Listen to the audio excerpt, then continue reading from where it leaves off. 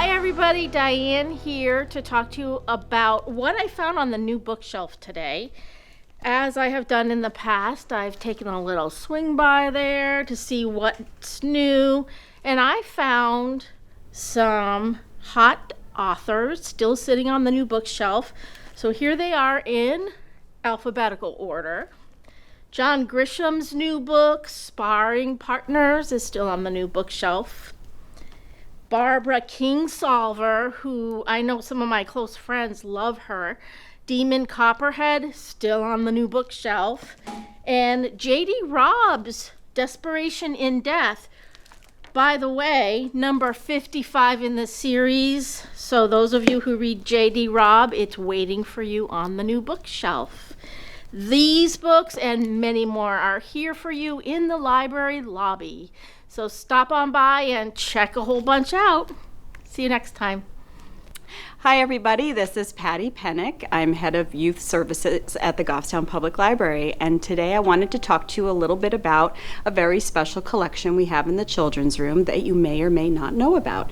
It is called our Early Reader Collection, and it is for new readers, emerging readers. So we have a color-coded system that I wanted to share with you.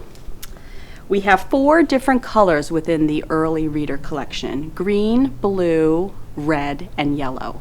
And each color indicates the complexity of the words that the child and the parent or the caregiver will find while reading that book. So for example, our green level is the beginning level, and the focus is really on the letter level, what the letters are, the sounds that they make.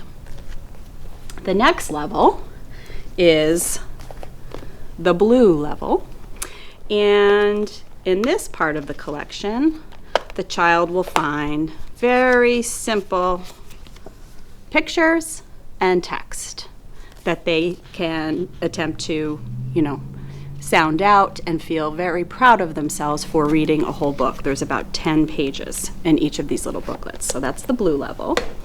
Next, as they increase their confidence and their ability to read, longer words, more complex words, we move into the red level. And here is where the much beloved Henry and Mudge series is found. And you'll see all of a sudden a jump. Smaller font size, more words, longer sentence length, things of that nature. And then finally, they jump into the yellow level. And you can see by the color right here. And you'll find a book such as Mercy Watson, which also does have large font and pictures still, of course, but lots more text and almost always chapters. So a child who's beginning to read is often excited to read chapter books. And while this might not technically qualify as a chapter book, it makes them feel as though they are reading one because they're reading 2-page long chapters.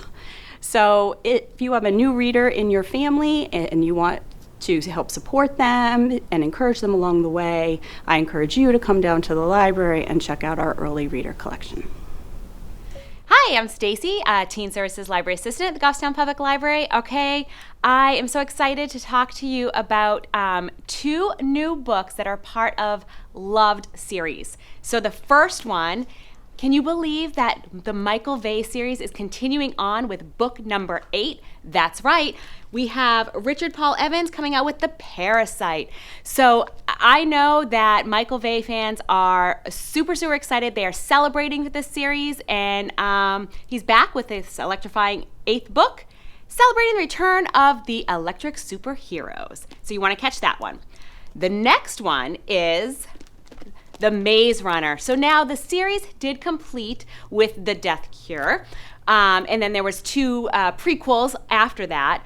But this is going to start a brand new series that actually is going to be the first book 73 years after The Maze Runner. How exciting is that, right? So we have James Dashner and The Maze Cutter.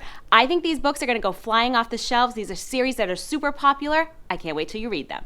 Hi everyone, I'm Liz in Adult Services, and this month I am celebrating my own made-up holiday of Nonfiction November.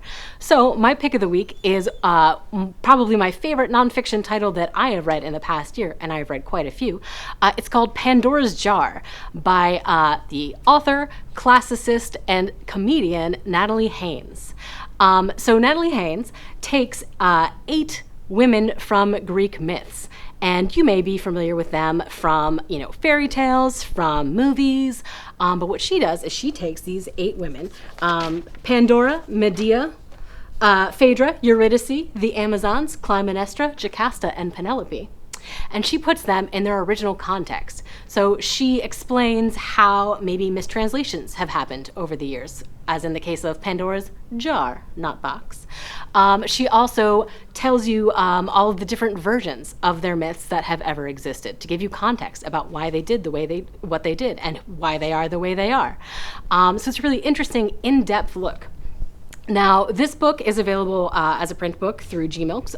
It's available as an ebook through Cloud Library, and we also have it available as an audiobook on CD.